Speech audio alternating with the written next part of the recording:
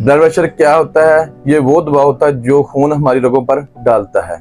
जब ये प्रेशर ज्यादा हो जाता है तो इससे हम हाई ब्लड प्रेशर कहते हैं। ब्लड प्रेशर ज्यादा होने की क्या वजूहात होती है? ब्लड प्रेशर ज्यादा क्यों होता है?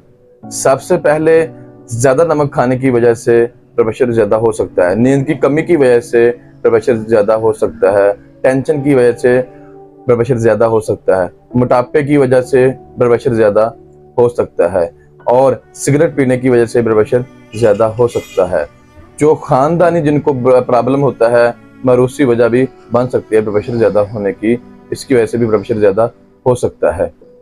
जब ब्लड प्रेशर ज्यादा होता है तो इसकी क्या अलामात हो सकती है? नंबर 1, सर दर्द, चक्कर आना, सांस का फूलना, दिल की धड़कन तेज होना, घबराहट होना और बेचैनी होना। ये ब्लड प्रेशर ज्यादा की अलामात है। जब ब्लड प्रेशर ज्यादा होता है नाक में खून भी आ सकता है। ये ब्लड प्रेशर ज्यादा की अलामात है।